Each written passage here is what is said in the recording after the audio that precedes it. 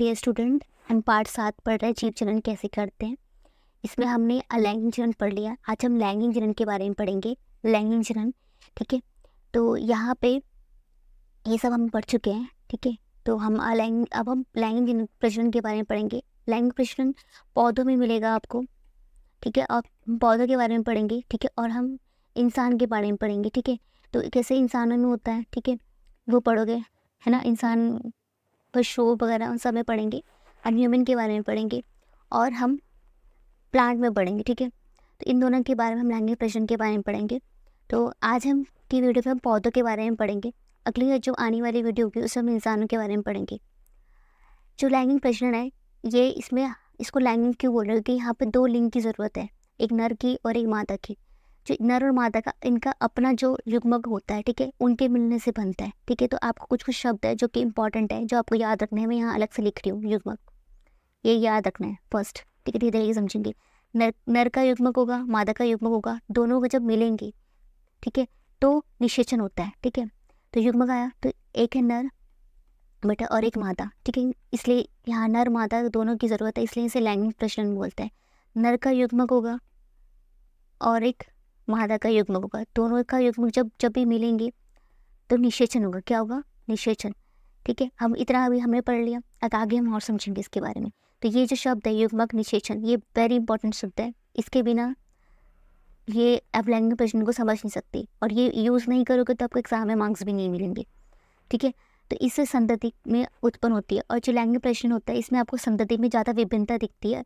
अगर हम पूछेंगे ज़्यादा संतति में विभिन्नता आपको किस में मिलेगी, अलैंगिक में मिलेगी या लैंगिक में मिलेगी, तो आप बोलोगे मैम लैंगिक में ज़्यादा विभिन्नता मिलती है, अलैंगिक में बहुत ही कम मिलती है, क्योंकि उसमें एक ही जनक होता है, ठीक है, जिससे संतति पैदा होती है। और यहाँ पर 2 जनक, ठीक है, की मदद से हमारी संतति उत्पन्न होती है। समझ में आया? तो आज हम पढ़ रहे हैं पौधे में। आपने पौधों को हमने कक्षा पार्ट ऐसे मुझे याद नहीं आ रहा, जैसे 4-5 था, पर कक्षा 6 था। कक्षा 6 में आपने पढ़ा है, ठीक है, कि जो फूल होते हैं, ठीक है, ये फूल आपको बहुत सुंदर सुंदर फूल दिख रहे हैं। तो इसमें फूल के आपको पता होना चाहिए कि इसके जो कौन कौन से किस तरीके से इसके पार्ट है, ठीक है, हिस्से को क्या क्या बोलते हैं। तो यहाँ पे ये देखोगे आपको ये हरा कलर का जो होता है इसे बोलते हैं बाह्यदल, ठीक है। हरा कलर को क्या बोलते हैं? बाहर का है ना, तो बाह्यदल, ठीक है। और फिर जिसके बाद ये सुंदर सुंदर जिसकी वजह से इसकी तरफ जितनी भी मक्खी होती है, मधुमक्खियाँ होती हैं, कीड़े मकोड़े जिस तरह से इसकी तरफ आकर्षित होते हैं, सुंदर सुंदर, जिसकी वजह से रंग बिरंगे पंखुड़े जिन्हें बोलते हैं, ठीक है। तो इसे यह समझ में आया, तो ये पंखुड़ियाँ हैं, ठीक है। अब इसके अंदर आपको मिलेगा, यहाँ पे आपको मिलेगा 2, ठीक है। एक मिलेगा मेल पार्ट, एक मिलेगा फीमेल।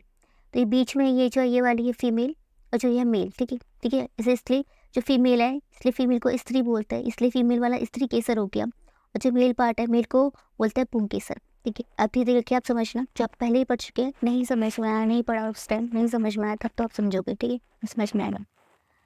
देखो मैं इसको अच्छे से समझाया यहाँ पे। तो ये आपका ये हरा कलर का हमने बोला बाह्यदल है, दिख रहा है, ठीक है। नाम याद रखना है सबके आपको, ठीक है। हरा सबसे बाहर ये होता है, इसके पार होती है पंखुड़ी जो रंग बिरंगी होती है, जिसकी वजह से कीड़े मकोड़े इस तरफ आकर्षित होते हैं फूल की तरफ, ठीक है। अगर ये रंग बिरंगी नहीं होगी, अगर वो आकर्षित नहीं होंगे, तो फिर निषेचन भी नहीं होगा, तो इससे सिर्फ नए पौधे भी नहीं उग पाएंगे। तो इसका होना भी बहुत ज़रूरी है। खूबसूरत से खुशबू आती है, खूबसूरत होती है।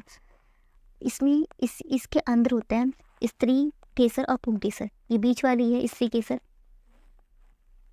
और ये जो है ये बाकी जिसके आसपास ये दिख रहे हैं ये है पुंकेसर।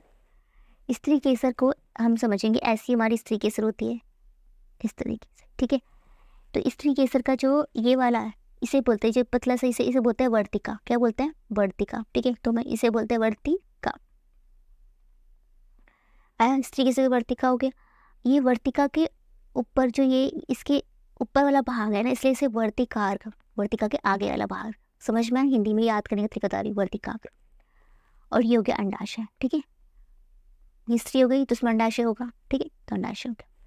ये बात समझ में आ गई? स्त्री केसर का समझ में आ गया किस तरह से याद करना, ठीक है। स्त्री केसर का याद हो गया ना, डायग्राम चित्र याद हो गया ना। अब आप पढ़ोगे स्त्री केसर आपने पढ़ लिया, अब पढ़ोगे पुंकेसर, ठीक है, जो मेल पार्ट है। पुंकेसर बोलते हैं, ये ऐसा होता है, ठीक है, ऐसा होता है पुंकेसर। पुंकेसर में जो ये यहाँ एक मिनट, ठीक है। इसे बोलते हैं, जो लंबी सी लाइन, इसे बोलते हैं तंतु। क्या बोलते हैं? तंतु। और ये जो ये इसको बोलते हैं परागकोश। क्या बोलते हैं? परागकोश। बेटा याद करना है, ज़रूरी है आपके लिए, बहुत ज़्यादा ज़रूरी है, याद करके रखना है इसको, ठीक है। परागकोश बोलते हैं। याद हो गया इतना? ठीक है, ये वाला स्लाइड याद हो गई, स्क्रीनशॉट ले लो, अच्छे से याद कर लो, अपडेट। अब फूल, ये आपके एग्जाम में आता है 2 मार्क्स में, ठीक है। फूल के कितने प्रकार के फूल होते हैं, या फिर पूछेंगे उभयलिंग पुष्प कैसा होता है, क्या होता है उसके उदाहरण बताओ, या फिर एक लिंग पुष्प क्या होता है ये बताओ, ठीक है। या फिर कितने तरह के फूल होते हैं, ऐसे कुछ भी आ सकता है, ठीक है। तो इनके नाम पे भी आ सकता है। एक लिंग, एक मतलब पता है, एक यहाँ पे एक फूल में एक ही लिंग मौजूद होगा, इसलिए एक लिंगी पुष्प बोल रहे हैं। यहाँ पे इस तरीके से ही मौजूद होगा इस फूल के अंदर, ठीक है। और या फिर जैसे पुंकेसर होगा, कोई एक ही जनान होगा तो इसे बोलेंगे स्त्री केस, इसे बोलेंगे एक लिंग पुष्प। जैसे कि पपीते के फूल में आपको या फिर आपको सिर्फ स्त्री केसर ही मिलेगा, या फिर कि सिर्फ पुंकेसर ही मिलेगा। तरबूज, ठीक है, उदाहरण भी याद रखना है आपको। उभयलिंग, यहाँ पे आपको दोनों लिंग मिलेंगे, ठीक है। एक लिंग याद हो जाएगा तो आपको उभयलिंग बता सकते हो, जहाँ पे स्त्री एक फूल में आपको पुंकेसर ही मिलेगा और स्त्री भी, दोनों मिलेगी, ठीक है। तो इसे बोलेंगे उभयलिंग पुष्प, जहाँ पे स्त्री केसर व पुंकेसर दोनों उपस्थित होते हैं, जैसे सरसों और गुड़हल, ठीक है। याद हो गया, समझ में आ गया। फूल, वो फूल जिसमें आपको दोनों मिलेंगे, स्त्री पुरुष दोनों मिलेंगे, स्त्री केसर पुंकेसर दोनों मिलेंगे, उसे उभयलिंग पुष्प बोलेंगे। वो फूल जहाँ पे सिर्फ आपको या फिर स्त्री केसर ही मिलेगी उस फूल के अंदर, उस फूल के अंदर आपको सिर्फ पुंकेसर ही मिलेंगे, उसे एक लिंग पुष्प बोलते हैं। क्लियर हो गया? ठीक, उदाहरण भी याद कर लेना। अब क्या हुआ कि जैसे कि यहाँ पे हम पढ़ रहे किस तरीके से फूल है। अब यहाँ पे ये आपने पढ़े स्त्री का अंडाशय, वर्तिकार और वर्तिकाग्र, ये स्त्री केसर बना दी मैंने। यहाँ पे मैंने बनाया पुंकेसर, ठीक है, ये समझ में। ये तंतु, ये परागकोश। जो परागकोश होता है, ठीक है, ये इसे ऊपर वाले ये पुंकेसर, मेल में क्या होता है? परागकोश, ठीक है। ये परागकोश होता है, इसके अंदर इसमें जो बहुत सारे ऐसे दाने होते हैं छोटे छोटे दाने, इसे बोलते हैं परागकण। क्या बोलते हैं? परागकण, ठीक है।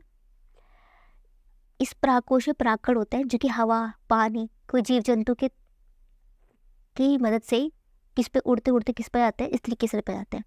स्त्री केसर का जो ये वर्तिकार्ग है ये बहुत चिपचिपा होता है, ठीक है। जब स्त्री केसर के ये परागकण उड़ उड़ के आते हैं तो यहाँ चिपक जाते हैं।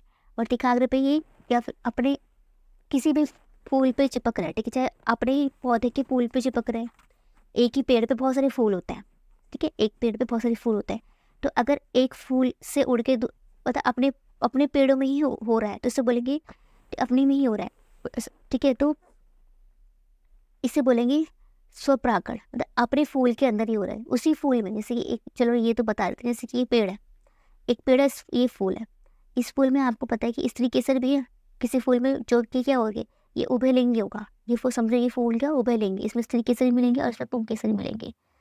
पुंकेसर का जो परागकोश थे, इससे परागकण उड़े और कहीं नहीं गए, अपने फूल के ही स्त्री केसर पे आकर चिपक गए, तो इसे बोलेंगे स्वपरागण। ये बता रही हूँ क्योंकि इंपॉर्टेंट है। स्वपरागण क्या होता है?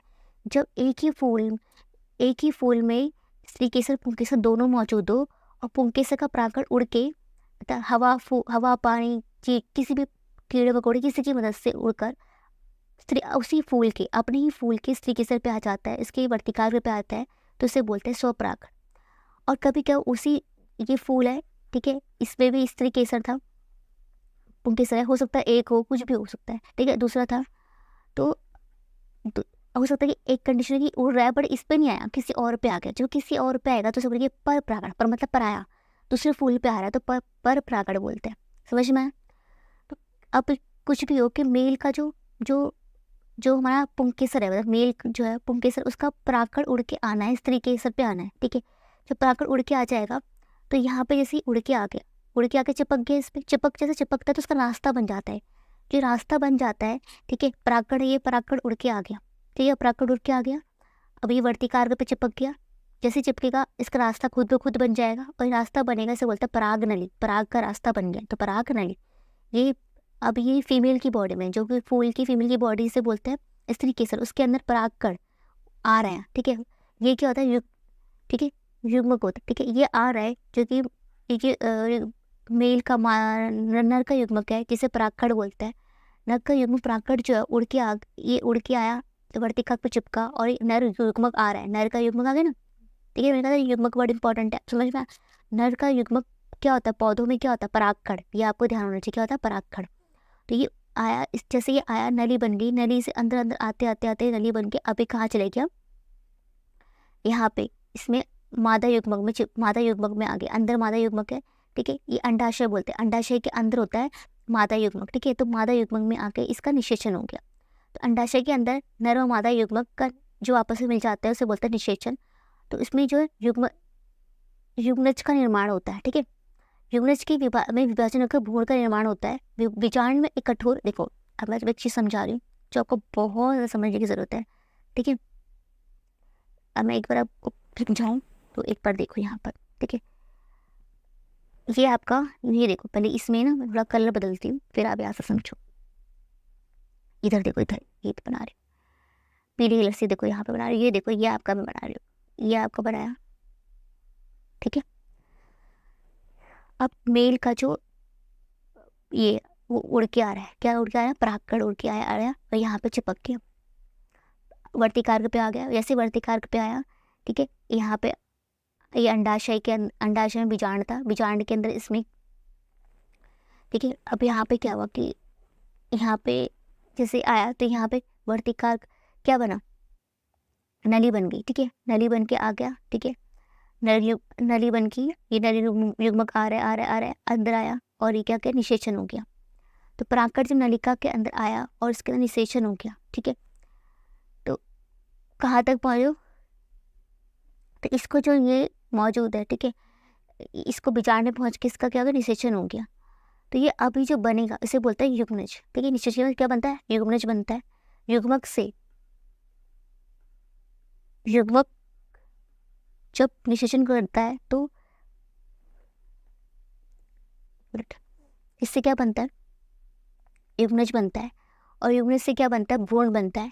और भ्रूण से फिर आपका क्या बनेगा, इसमें क्या होगा, जो बीजांड के कठोर आवरण विकसित हो जाता है बीज पे, अंडाशय फल में बदल जाता है, ठीक है, तथा फूल के अन्य भाग झड़ जाते हैं, ठीक है। आए समझ में, देखो यहाँ देखो, ये मैं फीमेल बना रही हूँ, समझ ली, एग्जाम में आएगा इसलिए पापा से ये मेल बना रही, ये बात समझ में आ गई। ये उड़ के आए, परागकोश परागकण उड़ के आए हवा में, यहाँ पे चिपक गए। जैसे यहाँ चिपके, ये अंडाशय के अंदर, ठीक है, बीजांड है, ठीक है। अब यहाँ पे अंडाशय हो गया, ये उड़ के आए और जैसे ही नली उड़ के आया इसकी नली बन गई और यहाँ पे आके ये, जैसे ही देखो आपको ये एग्जाम में लिखना है कि पौधों में एक होता है नर और एक होती है मादा, ठीक है। पौधों में, क्योंकि लैंगिक चरण की बात करें, जो नर होता है इसको हम बोलते हैं, क्या बोलते हैं, इसको हम बोलते हैं पुंकेसर, समझ में आया। और मादा को बोलते हैं स्त्री केसर। बेटा एग्जाम बस ये लिख लेना, आपको समझ में मार्क्स मिल जाएंगे। स्त्री केसर ऐसे बना देना डायग्राम, ठीक है। पुंकेसर का जो होता है उसमें से क्या निकलता है, ठीक है, हमारा निकला बीज निकला, ये सॉरी पुंकेसर का ये परागकण निकला और ये यहाँ पे आया। तो पुंकेसर का जो युग्मक है, ठीक है, तो ये यहाँ पे आया और इसमें जो है बीजांड है, ठीक है। अब क्या हुआ कि ये जैसे ये आपस में मिले, परागकण और बीजांड मिले, क्या हो गया, निषेचन होगा। जब भी दोनों मिलेंगे तो क्या होगा, निषेचन होगा, ठीक है। ये दोनों क्या थे, युग्मक थे, समझ में। तो ये नर का युग्मक था परागकण, मादा का युग्मक था बीजांड, दोनों जैसे मिलने के बाद निषेचन हुआ। निषेचन जैसे ही होगा तो क्या बनेगा, युग्मनज, युग्मनज, ठीक है। देखो जैसे तुम बड़े छोटे होते, छोटे तुम बड़े हुए, बड़े और बड़े बड़े, ऐसे तुम बड़े होते ना, तो ये भी जब अब बड़ा हो रहा है, जैसे निषेचन के बाद अब वो बड़ा हो रहा है, ठीक है, अब बन रहा है वो, ठीक है। तो जो ये फूल है वो फल की तरफ बन रहा है, तो वो जो बड़े हो, जैसे कि आप बोलते अभी बाल अवस्था में, अब यौवन अवस्था में, ठीक है, ऐसे आपकी अवस्था होती है, ऐसे इसकी अवस्था से याद रखनी है आपको। फिर युग्मक था, अलग अलग थे, नर का अलग मादा का अलग, जैसे दोनों मिले निषेचन हुआ, निषेचन होने के बाद क्या हुआ, निषेचन होने के बाद युग्मनज बना, युग्मनज होने के बाद क्या हुआ, भ्रूण बन गया। भ्रूण बनने के बाद जो ये आपका ये दिख रहा है अंडाशय, अंडाशय जो होता है ये आपका बन जाता है, ये फल बन जाता है। और जो इसके अंदर जो ये आपको दिख रहा है गोल, ठीक है, ये आपका जो बीजांड है वो आपका क्या बन जाता है, आपका बीज बन जाता है। समझ में आया? बीजांड बनेगा, बीज, ये इसका किसमें बीजांड बीज देगा ये, और जो अंडाशय है वो फल बन जाता है। फल के अंदर बीज दिखता है ना, तो ये इस तरीके से बन जाता है। आया समझ में? तो इसको एक बार अच्छे से पढ़ लेना पूरा। अगर मैं पढ़ाना चाहूँ तो एक बार रीड कर लो इसको, ठीक है? तो चलो ठीक है, एक बार कर लेते हैं। बीज निर्माण की प्रक्रिया क्या होती है कि परागकोश में उत्पन्न परागकण हवा पानी जंतु द्वारा उसी फल के वर्तिकार्क, ठीक है, या फिर दूसरे फल के वर्तिकार्क पर स्थानांतरित हो जाते हैं। आए परागकण में से एक नलिका विकसित होती है जो वर्तिकार्क से होते हुए बीजांड तक पहुंचती है। अब जैसे बीजांड तक पहुंची, अंडाशय के अंदर नर व मादा युग्मनज, अब जैसे पहुंची तो अंडाशय बीजांड में पहुंची तो वहाँ पे अंडा है उसका, ठीक है। अब वहाँ पे क्या हुआ कि नर और मादा, जैसे मादा के अंदर आ रहा है तो नर का जो युग्मक है वो ना मादा के अंदर है, तो क्या होगा, निषेचन हो जाएगा। निषेचन से क्या होगा, युग्मनज का निर्माण होता है, ठीक है। तो पहले युग्मक जो आपस में मिलते हैं तो युग्मनज का निर्माण होता है, निषेचन होता है, ठीक है। पहला आपको याद रखना है कि सबसे पहले क्या मिलता है, युग्मक मिलते हैं, युग्मक मिलने के बाद निषेचन होता है, निषेचन के बाद युग्मनज बनते हैं, युग्मनज के बाद क्या होगा, भ्रूण बनता है, ठीक है। तो युग्मनज में विभाजन होकर भ्रूण का निर्माण होता है, और जो बीजांड है वो थोड़ा अपने को कठोर बना के बीज बदल जाएगा, और जो अंडाशय है वो अपने आप को वो फल में बदल देगी। और बाकी जो है फूल के जो बाकी जो बाएं दल था, वो था, पंखुड़ी थी, सब क्या है, भाग जो बाकी जो अन्य भाग है वो झड़ जाते हैं। इस तरीके से आपका फल बन जाता है, ठीक है। अब ये यहाँ पे ये देख लेना, इससे ना एग्जाम में 2 मार्क्स में आ जाता है क्वेश्चन। देखो पिछले वाला बहुत इंपॉर्टेंट है, 3 मार्क्स में आता है इससे क्वेश्चन, ठीक है। इंपॉर्टेंट है बहुत ज़्यादा, इसलिए मैंने बहुत टाइम दिया इसको। इसे यूजुअली पूछ लेंगे तो 2 मार्क्स से पूछ लेंगे, फ्री के मार्क्स होते हैं, इसलिए इसको बहुत ध्यान से रखना। जब भी वो किसी चीज़ को, दाल को या फिर अपने चने को आप अंकुरित करते हुए आपने देखा ही होगा अपने आसपास, आप अंकुरित करते हो, जो ऊपर वाला भाग है, जो कि भावी मतलब इन फ्यूचर, ठीक है, जो कि इन आगे में तना बनेगा उसे बोलते हैं प्रांकुर। और जो बनेगा जड़ बनेगा, भावी जड़, जो बाद में जाके जड़ बनेगी, जिसका भाग नीचे वाला भाग जड़ बनता है, ऊपर वाला भाग तना बनेगा, जो ऊपर वाला भाग चना बनेगा, इसे भावी प्रहो बोलेंगे, इसे प्रांकुर बोलते हैं। लेबलिंग आती है, डायग्राम आता है, डायग्राम आ जाएगा तो या फिर पूछेंगे कि इसकी लेबलिंग करो, अंकुर का चित्र बनाओ, या फिर अंकुर चित्र बनाओ तो बताओ कि ये क्या है, ये क्या है। तो बहुत आसान मार्क्स होता है, बस 2-3 नाम याद रखने, चित्र याद रखना, बस हो गया। तो ऊपर वाला भाग जो बनेगा उसे बोलेंगे भावी प्रभो, जो कि तना बनेगा उसे प्रांकुर बोलेंगे, जो जड़ बनेगा उसको मूलांकर बोलेंगे, मूलांकुर बोलेंगे।